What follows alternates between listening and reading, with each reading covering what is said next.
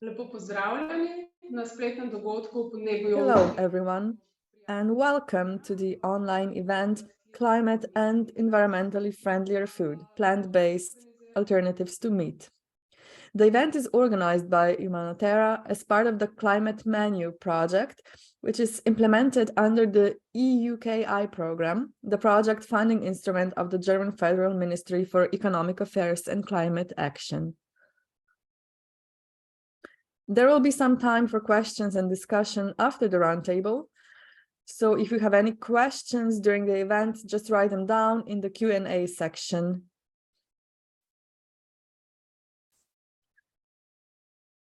You can open this chat or Q&A section by clicking on Q&A at the bottom of the screen. I should also say that the event is being recorded and streamed live on the Umanotera's Facebook page. So you're welcome to follow us there as well. But I need to stress that we will only be taking questions via the Zoom Q&A. So if you have any questions, please join us on Zoom. If you encounter any technical issues during the event, please contact Gaja Britzel and Hanna Turšić from Umanotera. They are in charge of the technical part of today's event. So to begin, I would like to tell you more about the topic of today's event. And I'd like to open the issue of what plant-based meat alternatives or substitutes even are. Vegetable meat substitutes such as soya and tempeh have been on the market for decades. It's different with the plant-based substitute industry. They have their origins in the 19th century in the US, with leading companies being established from the 1970s onwards. Plant-based meat substitutes are the most important product segment within the rapidly growing alternative protein industry. The value of the alternative protein market is expected to climb from $14.7 billion in 2021 to $37.6 billion in 2030. Vegetable meat substitutes are increasingly approaching conventional meat in appearance and in taste and nutritional value, but are made from plants such as soya, peas, wheat gluten, legumes, and so on, with added fats, vitamins, minerals, and water. Last year, global product sales exceeded $5 billion and are forecast to grow at 19% per year until 2030. New production technologies are being developed, as well as new products that go beyond burgers, especially those that mimic whole pieces or whole cuts of meat. The prices of these products are coming down, and investment in companies that produce them is increasing. In Slovenia, the market for alternative proteins is also dominated by plant-based substitutes for meat products such as burgers, hot dogs, sausages, and salami. The supply of these products is increasing rapidly, as is the demand for them. Different retailers are placing them in different places on the shelves, some next to meat products, others on the shelves of health foods or foods for special nutritional needs. In addition to plant-based meat substitutes, alternative proteins include two other product categories: substitutes or ingredients for meat, including eggs, seafood, and dairy products made by fermentation, and meat substitutes made from animal cells. The latter are known by various names, such as lab-grown or produced meat, cell-based meat, synthetic meat, ethical meat, etc. Unlike plant-based meat substitutes, cell-based meat is real meat, but the animal does not have to be killed to produce it. They're just taken to have their cell lines multiplied into tissue in the laboratory. Such cellular farming promises a significant reduction in livestock farming. As I said, in this roundtable, we will focus on plant-based meat alternatives because we can find them on the Slovenian market. With our speakers, we will take a closer look at the plant-based meat substitutes that can be found in our country and how they differ from each other. We will also discuss why consumers choose them and also trends in the plant-based meat substitutes market. I would like to add that the purpose of the roundtable is not to promote the consumption of plant-based meat substitutes as the only alternative to meat, but rather to bring the issue to the attention of as a wider range of people as possible, to encourage informed choices in food purchasing, and above all, to encourage a shift towards a more environmentally and climate-friendly diet. We will start with the presentations by our speakers. The first one will be Dr. Andreja. I apologize. The first off is Nika Tavčar from Umanotera. Hello, Nika.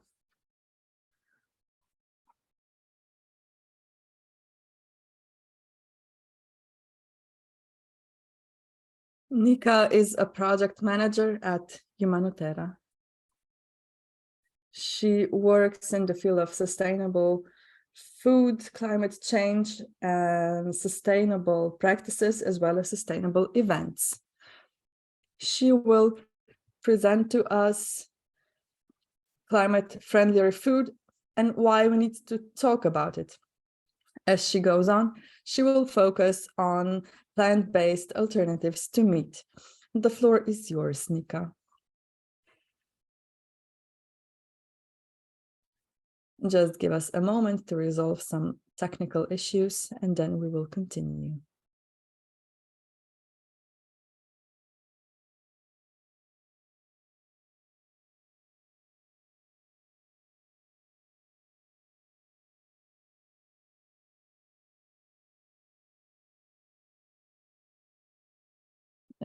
This is what I can share with you, so you'll be able to see all the slides. But nevertheless, let us go on.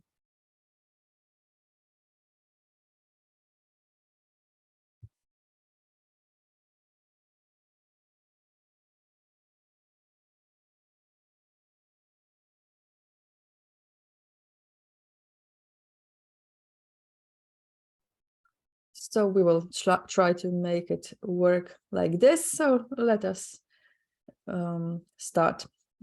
Hello on my behalf as well. I think we can all agree that the situation regarding climate change is very worrying. The last summer has showed us once again that we really are in a time of crisis. We've seen droughts, temperature records, catastrophic fires, and extreme events that have had a major impact on people's lives. We haven't seen them before. The latest IPCC report issued this spring is quite clear. Clear reductions in greenhouse gas emissions already this decade are key to limiting global warming to below the safe limit of 1.5 degrees Celsius and avoiding the catastrophic consequences of climate change. So the science is telling us unequivocally that the time for delay is well and truly over and that we are in a real hurry. How is this all linked to food? Food has a huge carbon footprint. An international study last year showed that in 2015, food supply was the source of 1/3 of global greenhouse gas emissions from human activities. Most of these emissions come from agriculture and land use and changes in land use. By far, the largest source of emissions from agriculture comes from livestock farming. This food supply system that we have currently is far from being sustainable. We are facing an accelerated loss of biodiversity, and this food system based on the exploitation of animals, nature, and people is not sustainable as it is currently. It affects the health of people and of our ecosystems. The climate crisis cannot therefore be sufficiently addressed unless we also make changes to our food supply system, both on the side of the consumption and production. Through our daily consumption choices regarding the type and quantity of food we consume, each of us also directs the food supply. So we influence what is on store shelves, and we therefore indirectly influence the production of food and the food supply systems. What we eat is thus crucial in our fight against the climate crisis. But what should we eat, at least from a climate perspective? A review of greenhouse gas emissions from the entire food supply chain leads to 7 guiding principles for a more climate-friendly diet.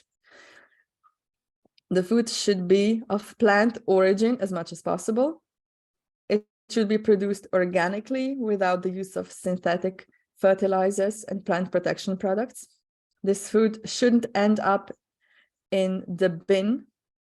It shouldn't be wasted because it releases a very powerful greenhouse gas, methane, when it decomposes. The food should be local and bought from local producers to avoid emissions from transport. The food should be seasonal, minimally processed and minimally packaged to avoid energy consumption in processing and storage. And for foods that cannot be sourced locally, such as coffee, tea, and chocolate, we should choose those from the fair trade system. So they should be largely organically produced, and we should buy such products that support fair payment for small producers in the global south. So for a successful transition to a climate neutral society, it's important to follow all these guidelines for a more climate-friendly diet as much as possible. Of these measures, choosing a predominantly plant-based diet is the one that can make the greatest contribution to mitigating climate change. Why? Animal food production creates more greenhouse gas emissions and consumes more natural resources than plant-based food production. And it has a major impact on the climate and the environment. Livestock farming is the greatest source of greenhouse gas emissions in agriculture. This clearly means that we need to focus first and foremost on reducing emissions from the consumption of meat and dairy products. Globally, livestock production accounts for 14.5% of all greenhouse gas emissions, while in Slovenia it accounts for almost 3/4 of all agricultural emissions and 8% of all emissions. More than 4/5 of all agricultural land, 4/5 globally, are intended for meat and dairy production. Forests are being cleared to produce animal feed. This is then also being imported to Europe. A large part of animal feed comes from countries that clear tropical forests, which are the lung of our planet. They are the most important CO2 sink. I also already said that biodiversity is also a huge issue when it comes to industrial livestock farming, because it's also responsible for the degradation of water, soil quality, and, as I said, biodiversity loss. Yet, meat and dairy products provide only 18% of calories and 37% of protein for human consumption. Then we must also not forget the ethical aspects of the current way of producing food. Choosing a predominantly plant-based diet is therefore one of the most effective measures we can take at an individual level.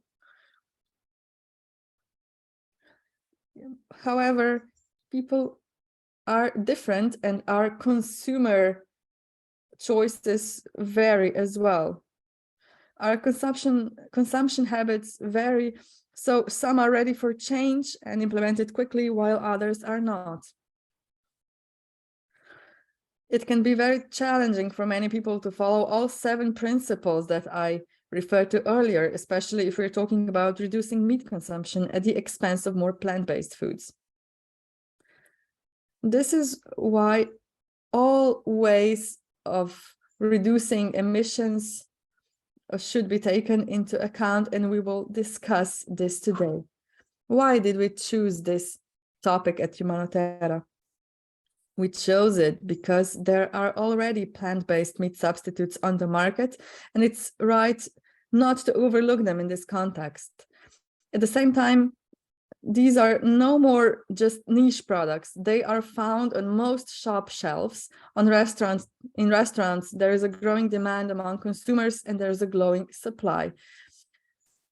These substitutes are getting cheaper and tastier, so it's right to talk about them.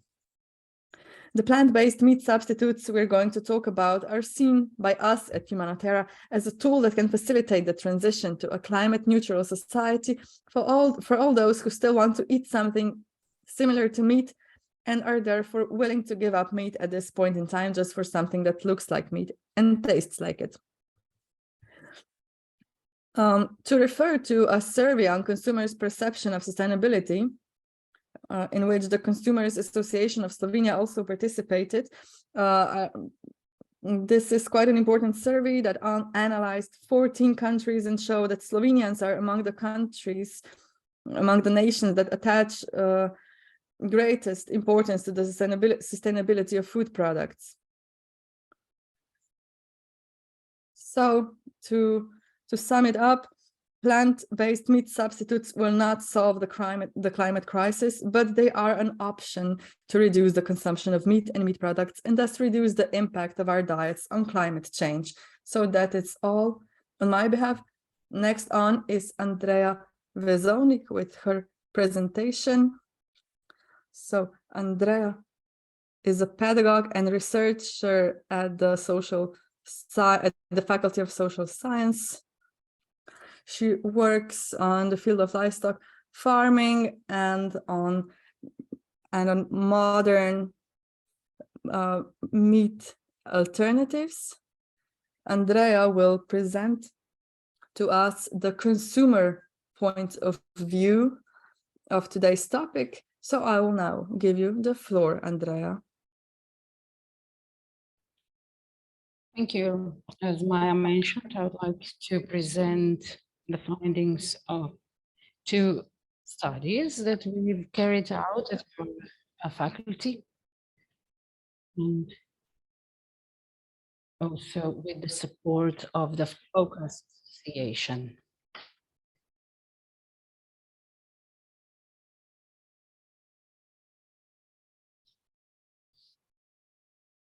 If we move to the second slide, the purpose of the study is broader than just consumer survey. It's a sociological survey.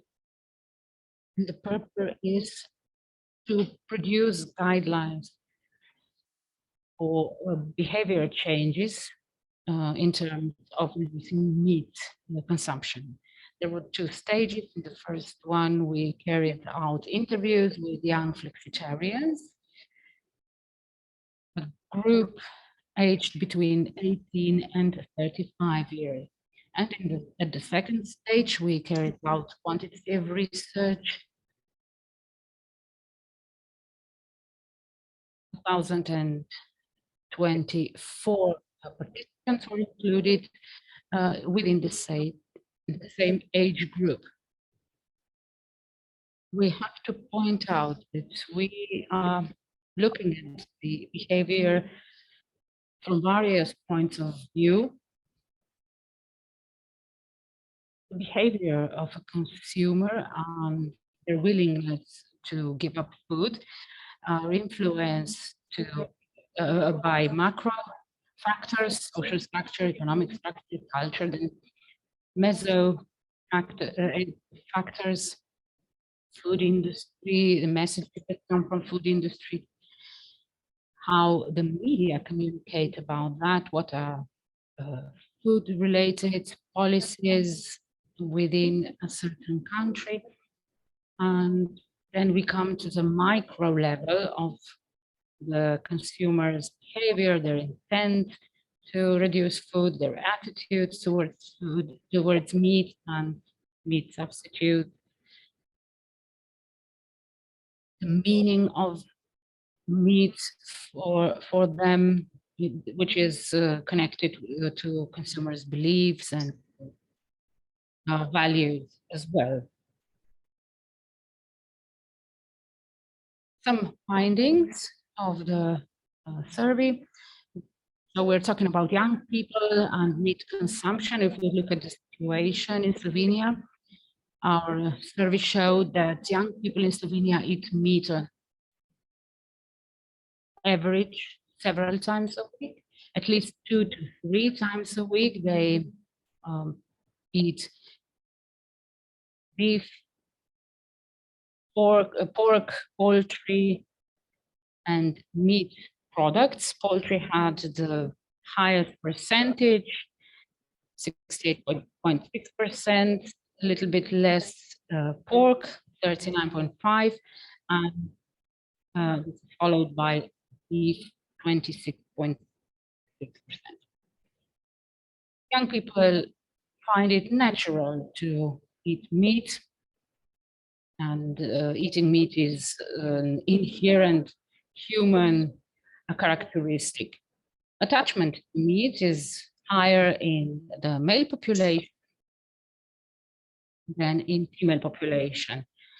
Higher attachment to meat is also connected with less willingness to sacrifice meat for the benefit of the environment, less knowledge about the links between meat and the environmental issues, and less knowledge about environmental impacts on everyday life.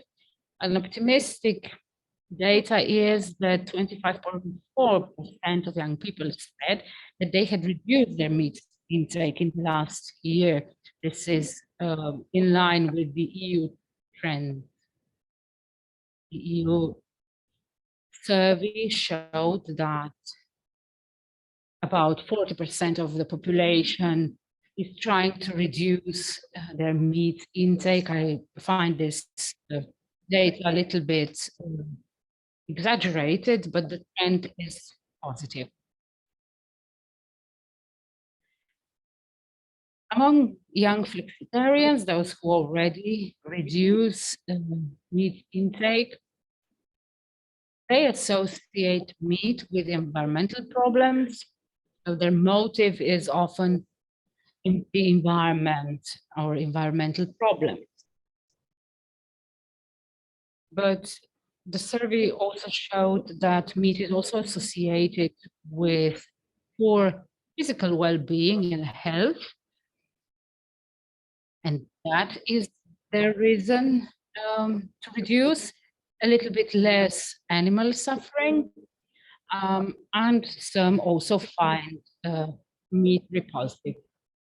In general population, environmental problems are rarely the motive to reduce meat. Only 10.6% young people mentioned that as a reason, and the other reasons were similar as in flexitarians.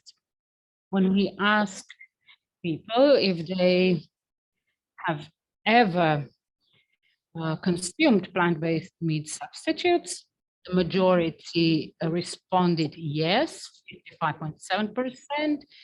39% responded no, and 5% were not sure. Then reasons for eating meat substitutes. a lot of young people responded that because they like trying new food and they heard about meat substitutes and were interested. Then because they believed they taste good, that was another reason, and so on. As regards reducing meat in the last year, 68% of those who had reduced meat consumption in the last year had already tried meat substitutes as well. Those who do reduce meat, they are open for trying meat substitutes. And their percentage was 58%. What are they replacing meat with? This is also interesting. Those who replace meat every day or several times of week do so with less processed food, such as vegetables, cereals, legumes, and legume pellets. Then there is seitan, tofu, and tempeh, vegan pate, vegan protein powders, soya meat, vegan hot dogs and sausages, and only at the bottom of this list are vegan burgers, Beyond Burger, Maize Burger. These are highly technological processed products that are a little bit less present on the Slovenian market. The majority of young people substitute meat with milk, cheese, cottage cheese, and other dairy products, eggs, then legumes, nuts and peanuts, seeds, vegetable drinks, and a lower percentage was attributed to fish and seafood, vegetable yogurt, and algae. What is the most important for a consumer what are the most important reasons for consuming meat substitutes? The most important reason was food safety. So they want their food to be unprocessed. And when we ask them why they do not consume meat substitutes, they answered that they don't believe they're tasty, and because they do not believe that they are better for their health, because the list of ingredients did not persuade them, and because they are too processed. These were the four reasons that were most common. What are the key factors contributing to the adoption of flexitarianism? First one is a supportive community. If you have a friend, brother, partner, roommate who is also cutting down on meat, this contributes a lot. And the second is moving away from your family into your own households and interrupting with the traditional Slovene cuisine. The next one is information. We need to be informed about the fact that using meat is good for your health or environment. And the social media are also an important factor, various platforms and so on. Then awareness of the fact that meat has negative effects on the environment or health or your body. Then the problem of accessibility, of availability of meat substitutes. This is a problem in rural areas in Slovenia, for example. Everyone involved also stressed the processing as a factor. they prefer unprocessed food to processed one. Then curiosity, if they are interested in trying new things, and also the price, of course. And last but not least, time.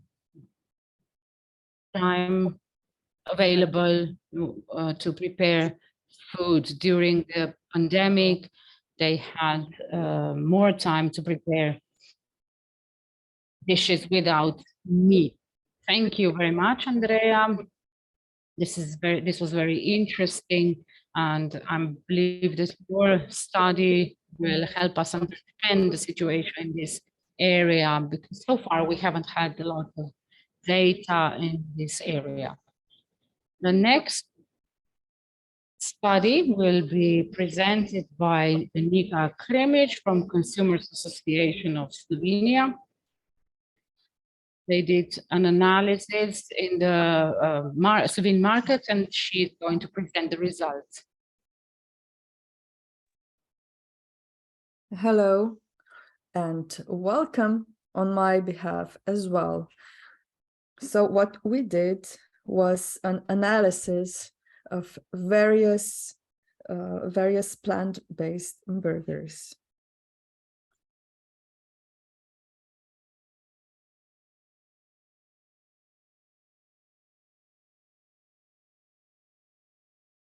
As my colleagues already said, there is a wide variety of plant-based substitutes to meat, especially burgers.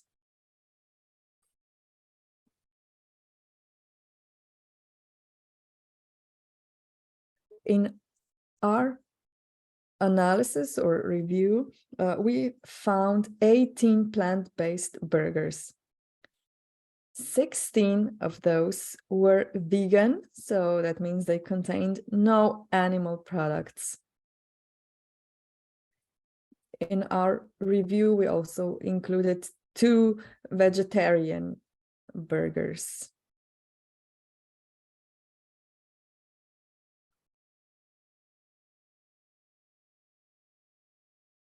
One of the 2 vegetarian burgers contained egg protein, and the other one contained egg white and grated cheese.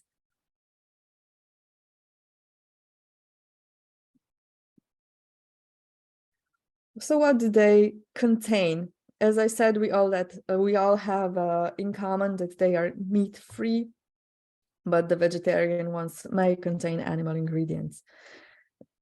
The base is most often soy or peas, pea protein, or even pumpkin, chickpeas, or spinach.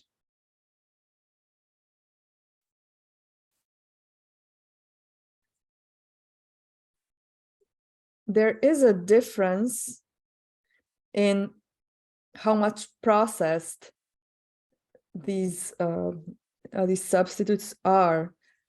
Sometimes they only contain cooked chickpeas, and other times pea protein or reconstituted soy flour, which are more processed.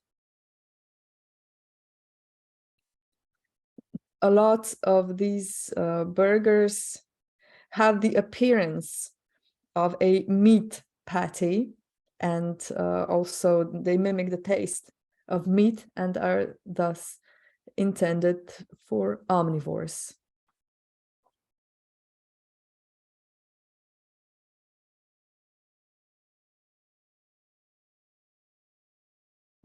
In order for the patty to have the consistency, the shape, texture, and flavor, they contain additives.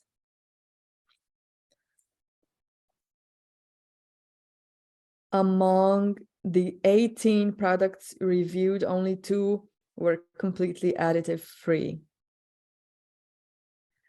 The product with the most additives, however, included 3 stabilizers, lactic acid as an agent for acidity control, as well as both synthetic and natural flavors. There were large differences in protein content among the patties that we reviewed. So the protein content could be as small as 4 grams per 100 grams to as high as 25 grams. So the vegetarian patty had the most protein per 100 kilograms. This was 25 grams. And the vegan patty that had the most protein had 19 grams of protein per 100 gram of product. Then there's the salt content.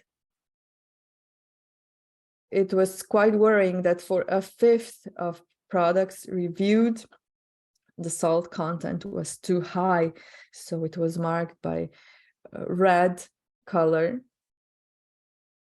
And this is why we suggest that such products shouldn't be eaten too often. Another factor that we considered is dietary fiber. The products had a wide range of dietary fiber per 100 gram of product, so from 2 to 13 gram. And 5 of the burgers reviewed had more than 6 gram per 100 gram of product, which means that the dietary fiber content is quite high. It should be stressed here that dietary fiber is very important for humans. It's beneficial for the intestine and it helps maintain normal cholesterol and blood glucose levels. And adults should consume 30 grams of dietary fiber per day. So this was a positive point that we saw here. And now a comparison between vegetable or plant-based and beef burgers. We compared average nutritional values in both. We saw that beef burgers contain a little more fats,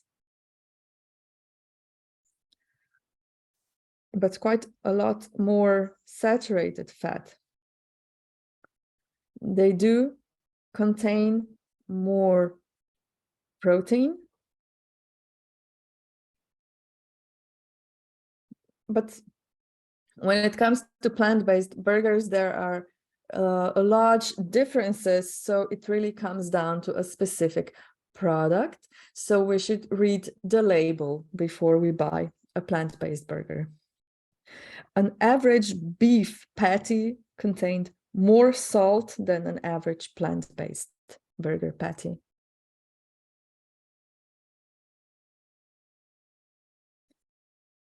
Compared to beef burgers, plant-based had a lot more dietary fiber, which was a plus. This was their advantage.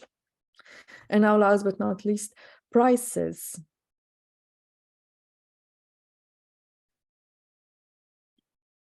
The cheapest plant-based burger was 11 euros per kilo.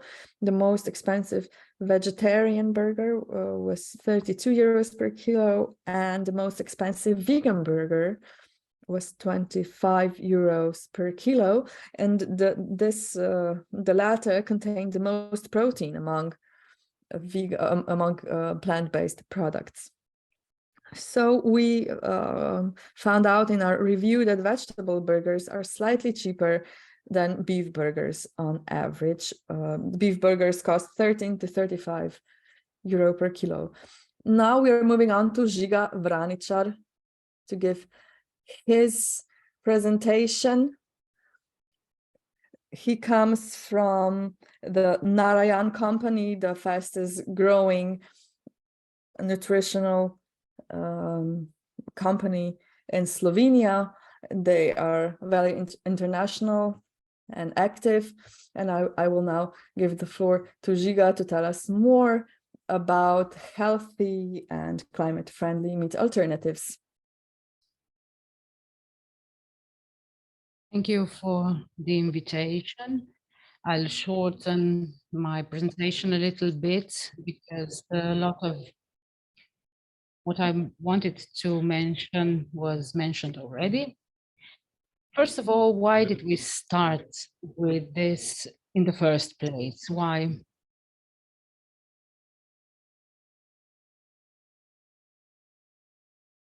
Do we do what we do? Of course, there are certain financial goals that we have to follow, but the fact is that there are natural catastrophes have been taking place more and more often in the recent years. Previously, we only could see such catastrophes from time to time and in other parts of the world, and now they've become a part of our everyday life.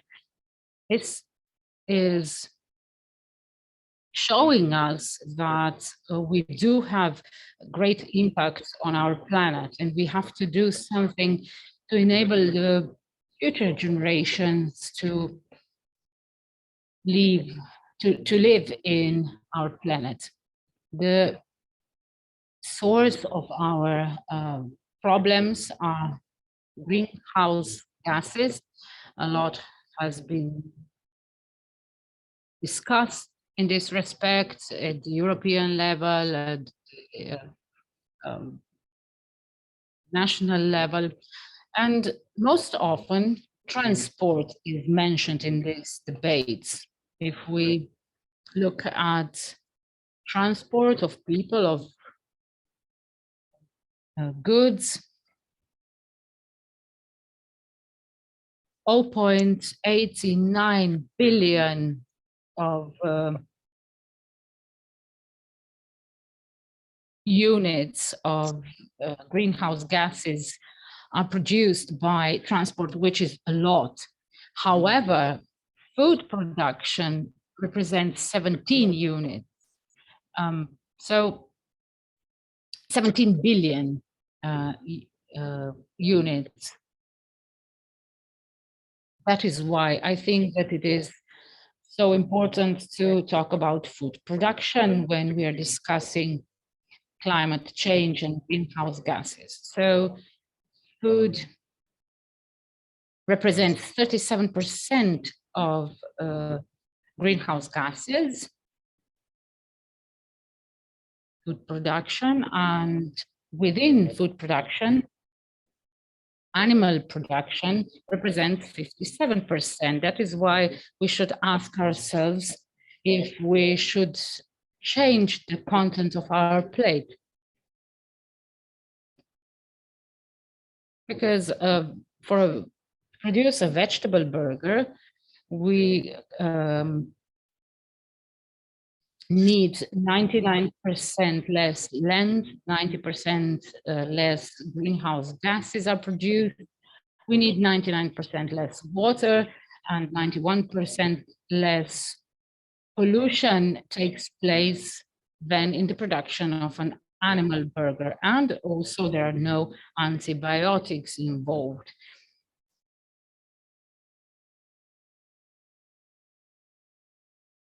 Where is now the place of Narayan company in this picture?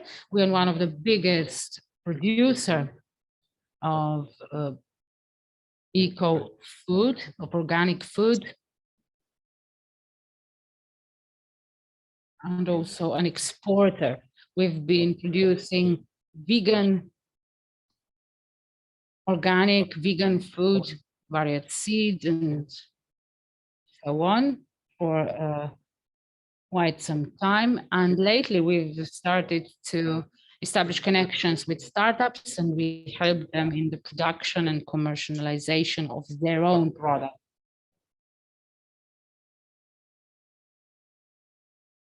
We're a fast-growing company in Slovenia. We have 60 different products in 75,000 shops in more than 30 markets.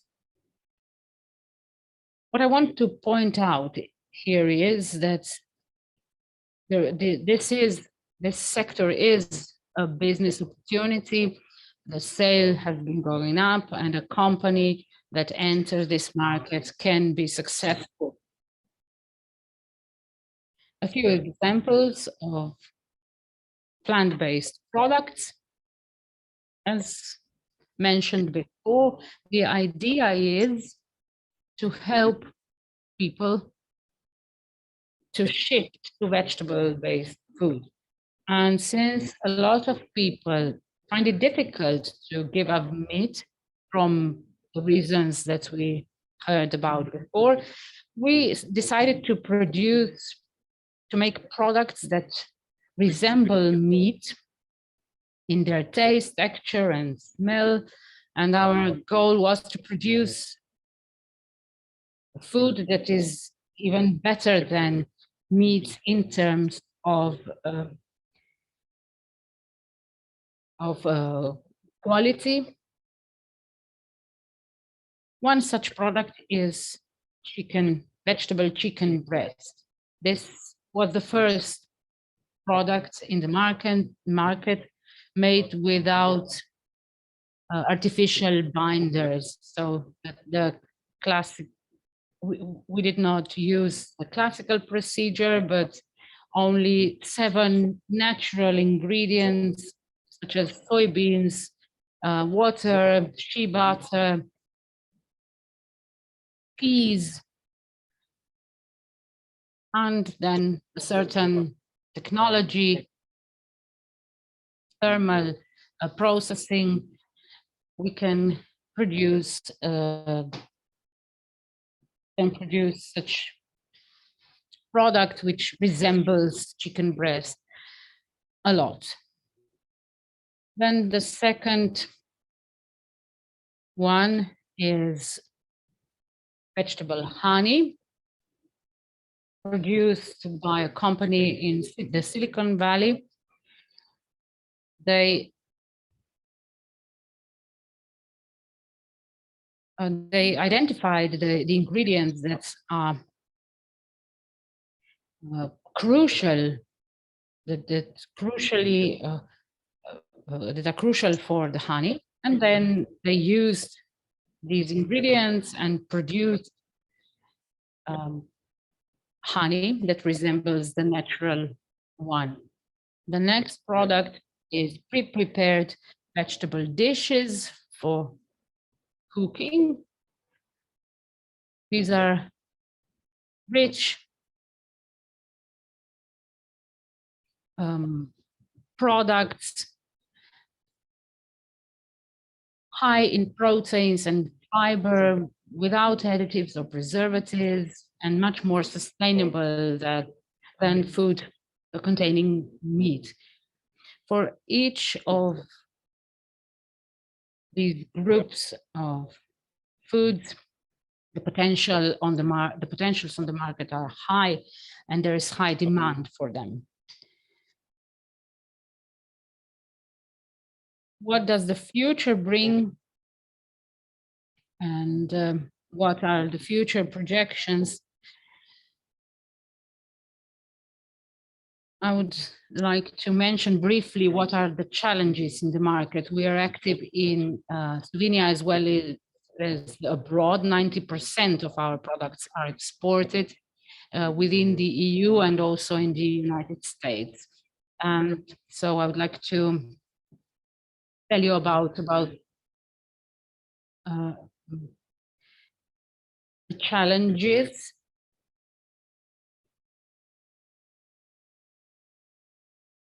Plant-based meat substitutes still need to develop in terms of taste and texture and so on. So we need more technologically advanced processes.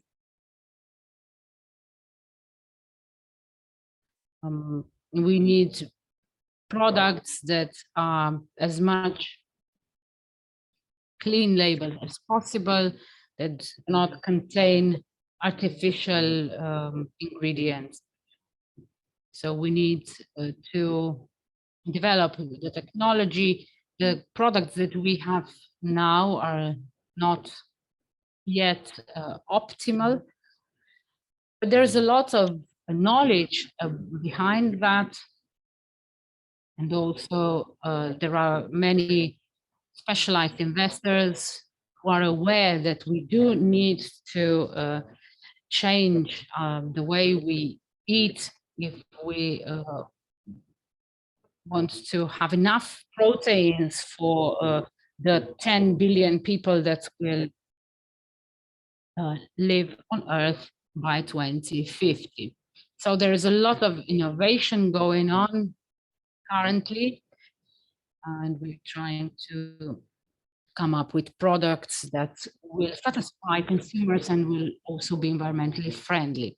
The next trend is veganism and flexitarianism, which is a much broader term. And it's not so much personally motivated than veganism. However, veganism and flexitarianism are no longer a niche. There are a lot of vegetarians and flexitarians. And so, for example, according to the data provided by Uber Eats, in the recent years, the demand for vegan food has increased by 1,000%.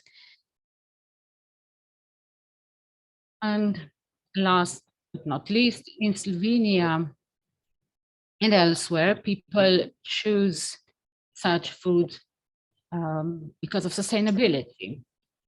Still, sustainability is in itself is not the main reason. It is not enough. At the end of the day, the price and taste is what then attracts consumers. If they like it, they will include it in their daily or weekly diet. This would be all from me. Thank you very much, ŽIGA. Thank you for your comprehensive picture of the trends in the market. And now we are coming to the second part of our roundtable. We're going to discuss some questions, and at the end, there will be time for the participants' questions. Therefore, I would like to invite you to send us your questions. First of all, I have a question for Andreja Vezovnik.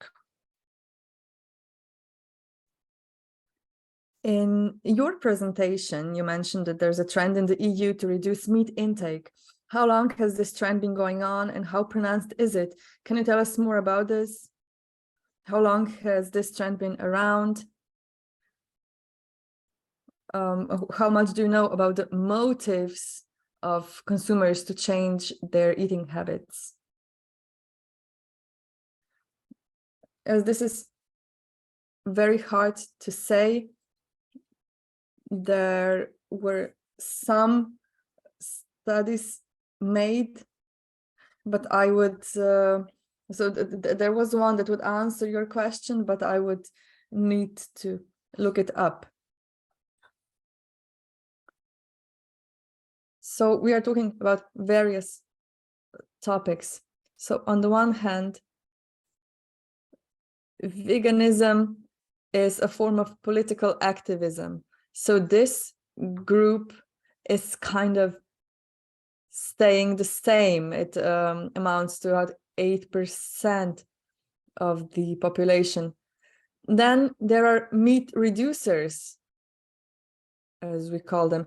This is a non-identity category. they reduce their meat consumption because of various reasons.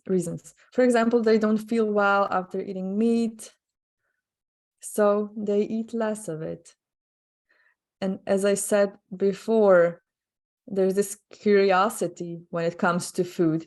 People are interested in knowing what other foodstuffs taste like. They like to try out various combinations of meat, non-meat, plant-based, and other foods. And then there are those who reduce meat because of the environmental issues, and those people are relatively few and far between. Another question: do you maybe know what messages producers of plant-based meat alternatives use to reach potential consumers, for example, in advertisements? Yes, when you sent me these questions in advance, I looked it up. This is a very interesting question, so I did a bit of a research in marketing. So looking at typical advertisements, I looked at the ads on social media. So there was not a lot of this in Slovenia, but I also looked abroad and at larger companies such as Beyond Meat. These advertisements were mostly based on the fact that they taste and look like meat and dairy products. So they promoted these meat supplements as a kind of a comfort food that is as tasty as meat. There were undertones of animal welfare and eco-friendliness, climate change mitigation, but this was only secondary. The main thing was comfort food based. Do you think that the ethical aspect should be highlighted? Would this have a larger impact, or maybe just the other way around? Well, the industry tries to affect the market to sell as much as possible, and at the moment some consumers and consequently some companies are more inclined to be ethical, but still not the majority. And here there's still a long way to come when it comes to raising awareness and educating the consumers. Thank you. Now, Nika, Tavčar, I'd like to ask you about your opinion and argumentation. Why does Umanotera focus on advocacy regarding the reduction of meat consumption? Thank you. Well, as I said at the beginning of my presentation, as much as 1/3 of greenhouse gas by humans can be accounted to meat production and livestock farming. So this is a large issue. It also includes animal feed. There's another piece of data. In 2015, the main reason for deforestation was obtaining new grazing areas. So this is quite important, because if we don't reduce greenhouse gas emissions quickly, we cannot fight the climate crisis, which has become now quite evident. In addition, even if we reduce meat consumption in Europe and the US, this doesn't say that we produce less meat in the world.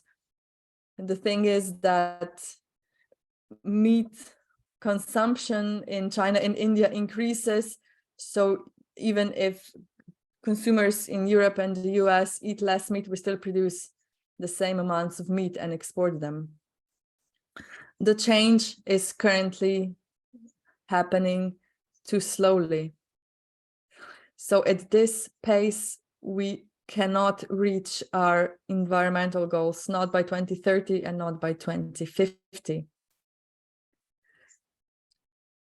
The signals and the calls to politicians and producers to produce more plant-based food for humans are quite loud now.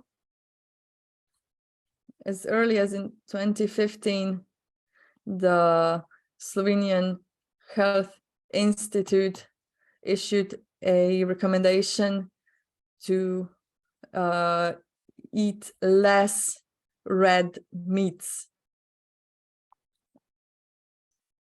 In Slovenia, the amount of red meats eaten exceeds the recommendations by a factor of 2. So this is why we do what we do here.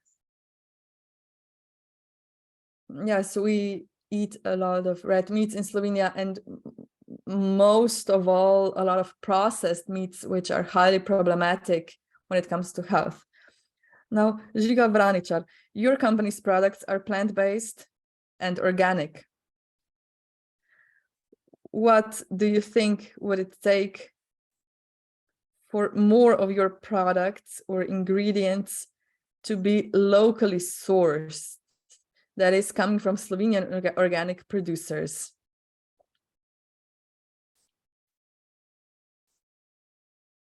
Well, the first thing would be that each producer is reacting to the situation on the market, and this dictates the whole supply chain. So a line of products that are more exotic cannot be acquired locally. Here, I have to stress that we have a fair trade certificate, and we must ensure that all of our ingredients are fair trade and ethical. Then, when it comes to products that could be produced in Slovenia, here we need a systemic approach. Often, companies don't even start tackling this because they face a brick wall. They cannot change anything. Governments sometimes have started addressing this issue. For example, in the Netherlands, the government there supports farmers and producers towards producing sustainable plant-based foods for humans and not for animal feed. Various global players such as China are very active in lab-grown meat. Israel is quite a big player, quite a front runner in this field. Sometimes you can come to a point where you can find some local farmers, but farmers are often forced to produce GMOs for animal feed. So the land is not used in the way it could be. It could be used to grow produce for humans. Do you maybe have any recommendations for Slovenian decision makers, how to help the producers in the industry, but also consumers? Yeah, you don't have to think very hard. They could just take some foreign governments as example, those who turn the system around. So they promote more those products, those crops that go more into direction of the food of the future. Food producers, such as we are, have to be very flexible and find our own solutions because we don't have so much support. Nika, Tavčar, a question for you. What systemic measures could promote plant-based products? ŽIGA already mentioned a few things. First of all, I would like to say that it is necessary to stress the importance of plant-based food within a strategic national goal that is then reflected in strategic documents and in the operation of the ministry, and then slowly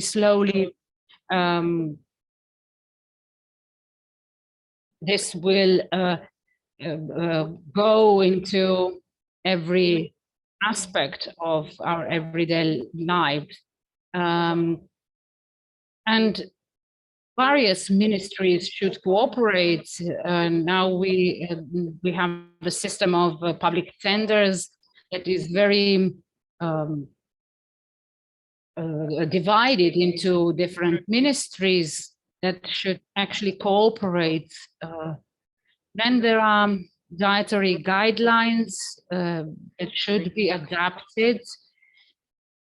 For example, in Canada, in the United Kingdom, they have adapted them already, and in those guidelines, plant-based food has a much more important role. And we need not just to change them, but to communicate them to consumers.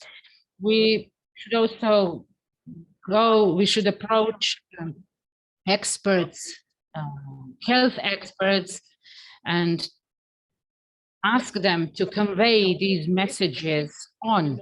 As ŽIGA already mentioned, the scarce resources that we have should be invested more into long-term goals, such as our health, the environment. This is our survival. This is about our survival, and that's why I also think that local food, local production should be promoted more. Currently, the governmental money goes for the promotion of our great meat and dairy product. And I think this is really now a thing of a bad taste if we, as we are mentioning food already. This is not in line with our long-term goal. As a member of EU, we should also act differently. Food labeling also should be adapted, and information of consumers is also important. We should put more financial means from the rural development program should be allocated to the creating a network of local producers, to establishment of these vertical connections. But the fact is that it is possible, as ŽIGA have mentioned before, some countries have already started doing it.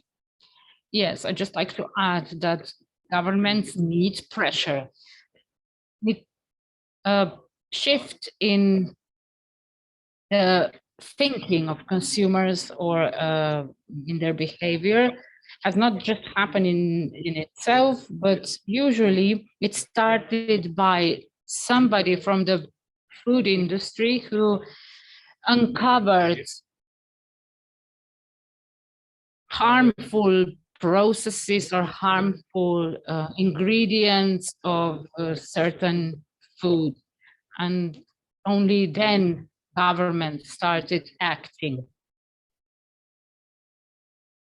And now we need pressure, a critical mass that would stimulate government to act. We cannot expect them to act on their own.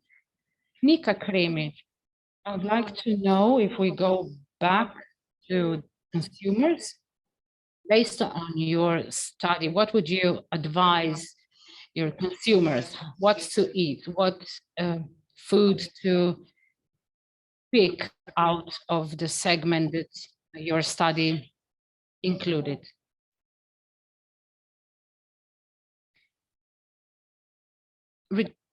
Regardless of whether we are vegans, vegetarians, flexitarians, the basic guidelines are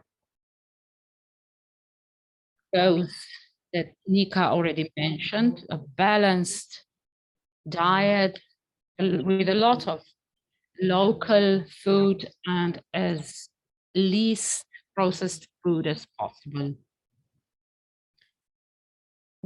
We should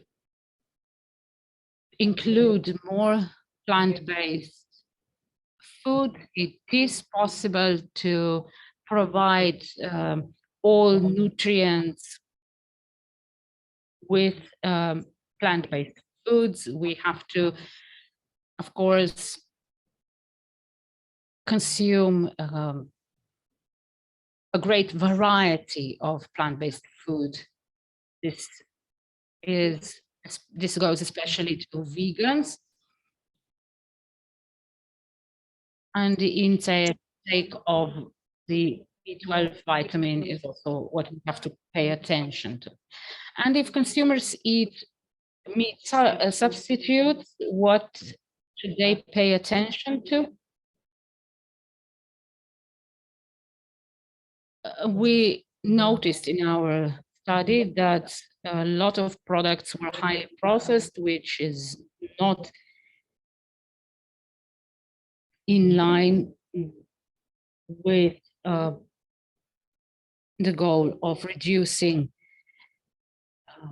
the effects on climate. Processed foods should only be consumed occasionally. They should also pay attention to the right intake of protein. If I may, I would like to add something. This is a challenge. When we were discussing how to make our substitutes less processed or with better effects on health, we had to bear in mind that they're substituting red meat, which is in itself is not very healthy. So what consumers get is something that is better for the environment and more healthy than red meat, but this is not superfood. So when we're talking about substitutes, we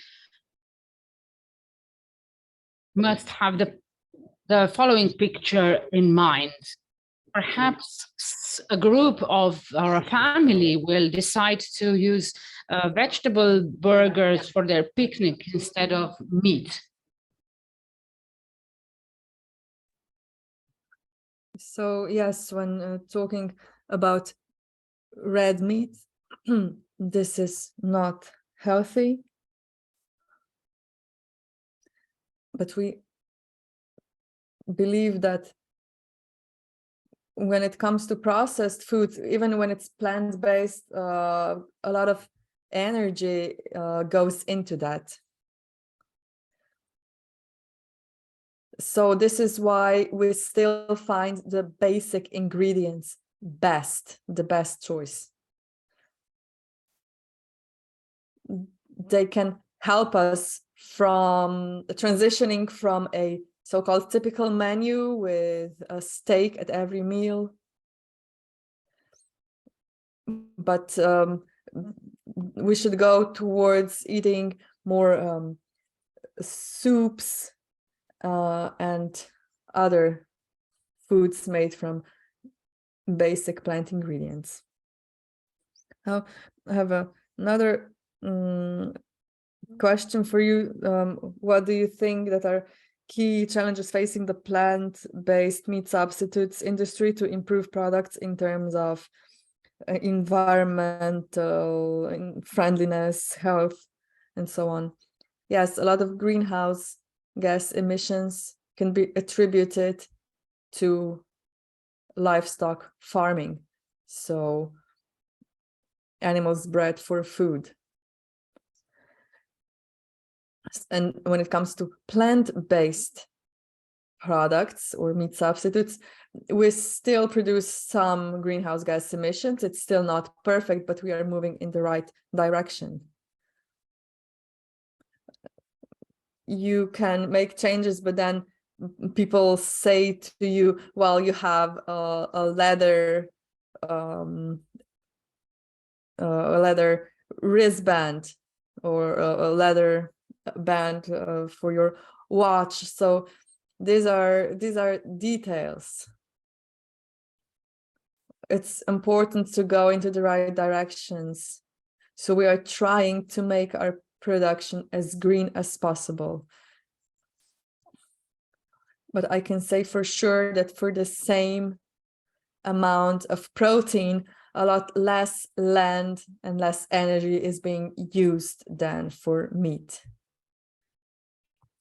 And in our specific case, what we do, a very important factor was to optimize supply routes. Then packaging. We wanted to have packaging that is as sustainable as possible. We wanted to do some upcycling and use waste to produce packaging. This needed certain investments. We try to have green electricity, solar power, for example, use electric vehicles. So there are many ways to make our production greener. But even if we didn't do anything, we are much environmentally friendlier than any meat producer. Now I have the same question for each and every one of you. But before I ask this, I would like to stress once again, because this is a question, what is your advice for consumers to make smarter choices for climate and environmentally friendly food?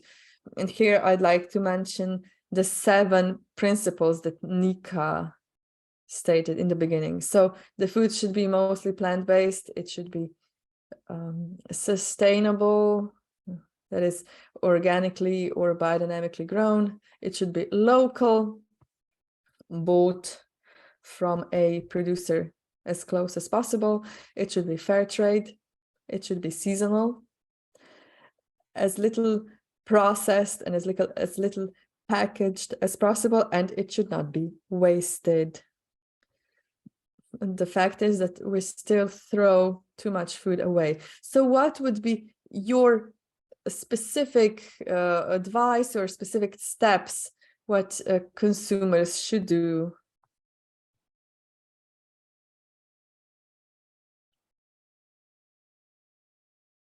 Surely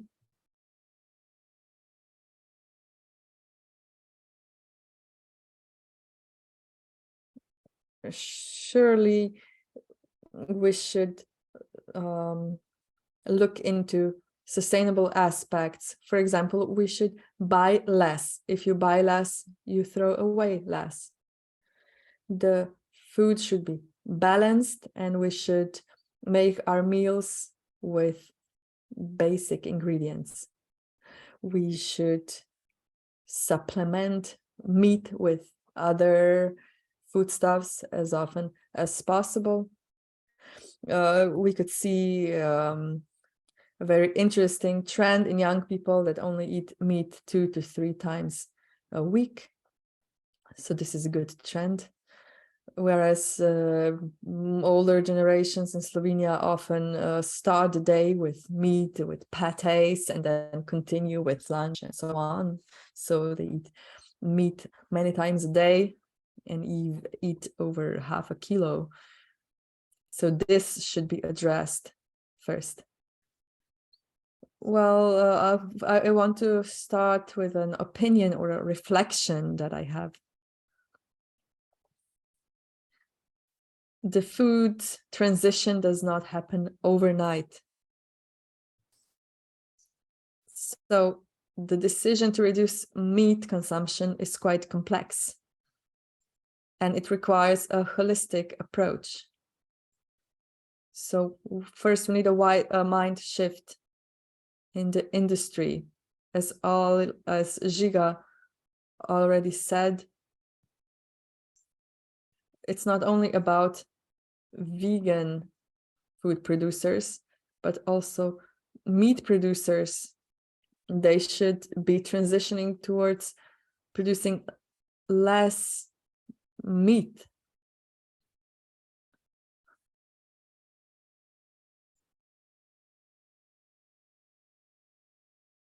Then another point I would like to stress is that the environment is quite an abstract category.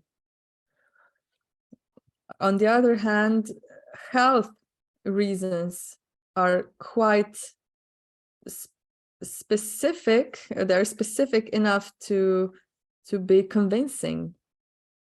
So this should be stressed.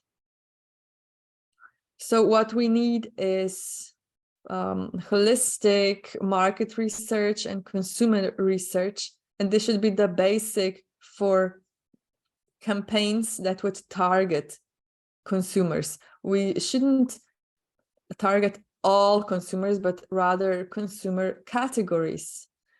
So you have flexitarians, you have vegans, and so on. They have various reasons to reduce meat consumption. Right now, campaigns are mostly aimed at informing, but the informing on its own doesn't change behavior. Yes, thank you. I would ask you to be brief because we have quite a few questions from the audience. Yes, maybe on the individual level, I think that it's important that people learn to cook. If you cook by yourself, you start discovering food, various ingredients. So as my colleagues have already said, you can use basic ingredients to make something healthy and tasty. And this is when you don't need to buy meat and processed food, but you do need some cooking knowledge. Yes, I will just add this. We know what the main principles are. And it has never been easier to eat climate friendly than today.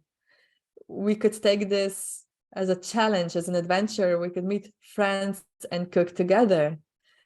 We shouldn't see it as something that we must do, but that it's something that can bring some added value to our lives. Thank you for this. Food that isn't only something we need to survive, but something that can bring people together. I'd like to thank you all. And now I can see that we have quite a lot of questions from the audience. So let me begin with the first one for Andreja Vezovnik.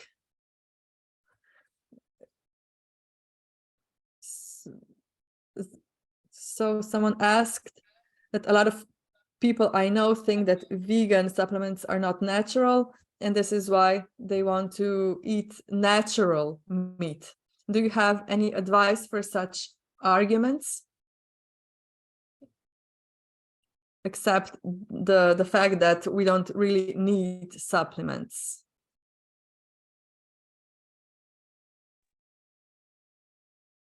The question, what is natural, is very interesting.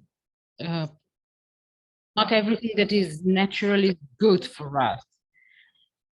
So this concept of naturality is very trendy in our society, but what it means can be very abstract or very interpreted in various ways.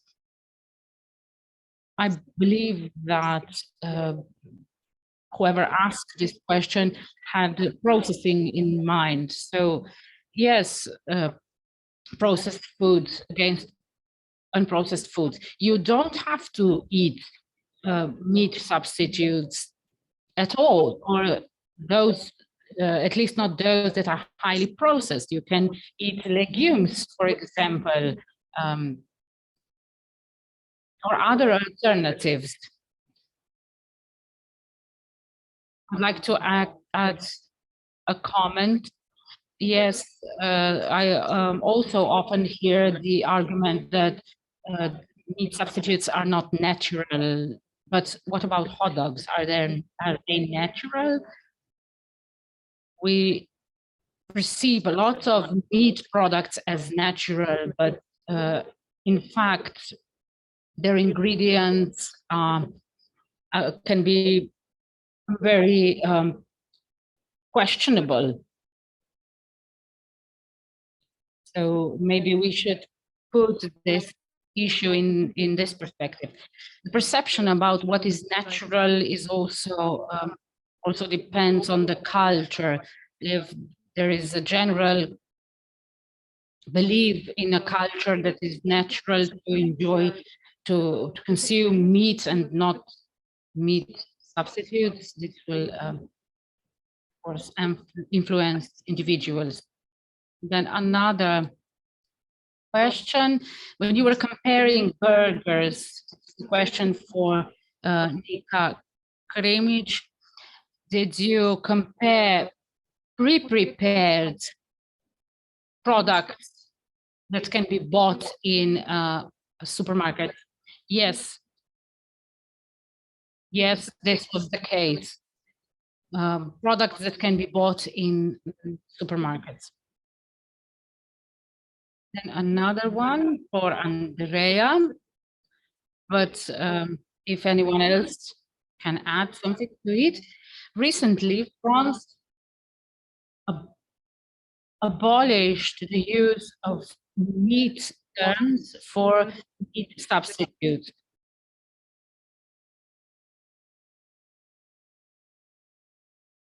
I know that at the level of European producers, there are very strong opinions that these terms should be, the use of these terms should be abolished at European level as well. Do you find such a measure necessary or unnecessary? Well, this is an issue of ideology. Should we call meat substitute meat or something else? France decided not to use the same term for both products. And now you cannot call a substitute meat or milk. But again, this is just an ideological issue. Some people believe that consumer will be confused and will buy substitutes instead of genuine food or milk.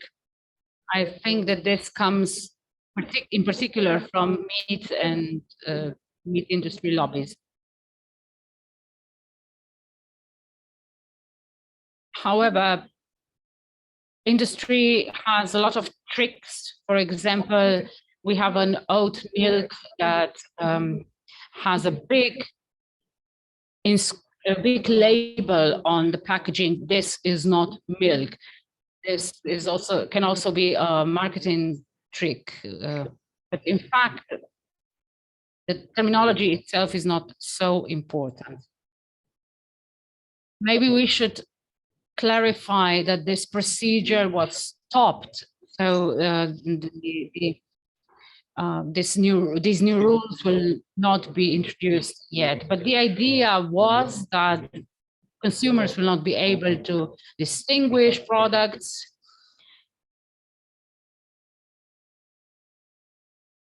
But this depends on what is written on the packaging. And of course, there is a fear in the meat industry that consumers will actually start substituting more often meat with other products. Then someone is asking if honey produced without bees offers the same support to our bodies as the meat produced by bees. Yes, because it has the same ingredients. So this one, the concrete one that I presented, does so. And at the EU level, legislation says that only those products that involve bees can be called honey.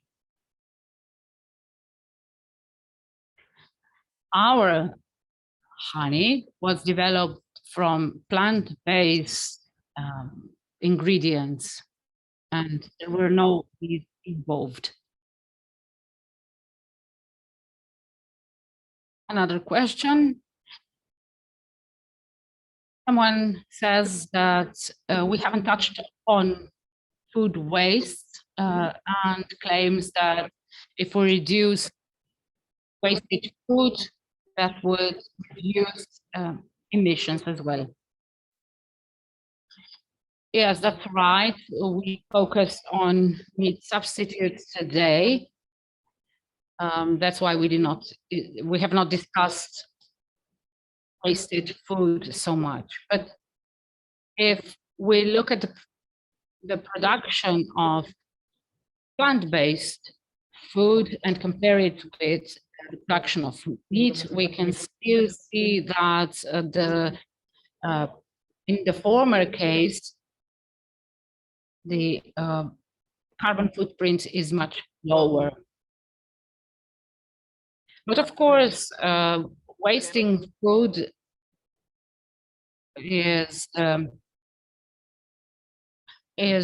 should be avoided, because not only we waste a lot of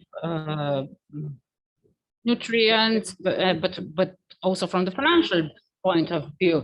The data for the last year of how much food was wasted were again very alarming. And then there is another question regarding at school and in kindergartens. Someone commented that the menus in schools and kindergartens are full of meat. Nika, Kremić, perhaps do you know if there are any adaptations in course? Yes, school and kindergarten menus should be adapted up to. But I believe that currently they do follow the guidelines that there are in place. But I do agree that there is still a lot of meat on their menus, and I believe that there will be developments in this respect too. As we have mentioned, school and kindergartens I would also like to add that education is very important. We should teach young children how to prepare food, how to reduce meat. Another question for Umanotera, Nika Tavčar. A comment: it is necessary that everyone behaves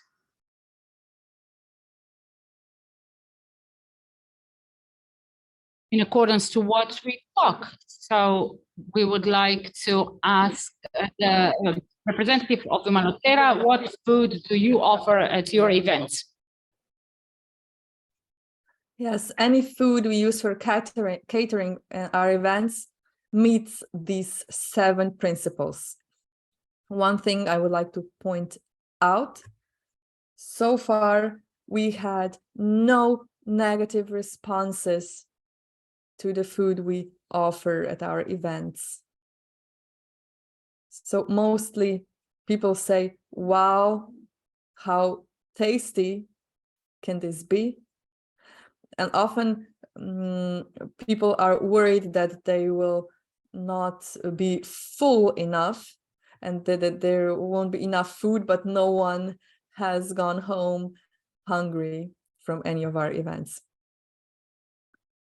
Another thing we do is that beforehand really check whether everyone that has RSVP'd, yes, that they will really be there so that we can adapt the amount of food. So it really, I can just say that it can be done and that it's not hard. A lot of times I've given contacts of our caterers to others who were very happy with the catering. Yes, we have a similar policy when it comes to our business events. If we organize catering, it's always in line with these sustainability principles. Yes, sometimes people have their doubts, but they can see quite soon that this food is quite good and it's enough. Yeah, sometimes there is this mindset that people expect only to eat salad, but there's a whole array of possibilities. It can be very varied, healthy, and tasty. If there's a 4-hour conference and you eat a steak after 2 hours, you can only lie down.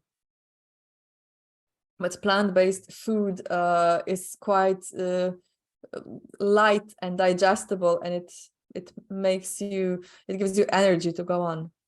Well, thank you for all these answers. We are coming to a close of this event. Let me just say that that you will be able to receive presentations by our speakers. In the chat, you can find a link to a survey. I would really ask you to take a couple of minutes and answer the questionnaire. In doing so, you will help us improve the quality of our future events. We will really appreciate the feedback. Now, I'd like to thank all the panelists. I think that your presentations and your comments have opened up many various issues. I think that it's important to talk about this from the consumer point of view, but also for decision makers and the industry. And I hope that this is really only the beginning and that we will see many similar events in the future. So thank you all and goodbye.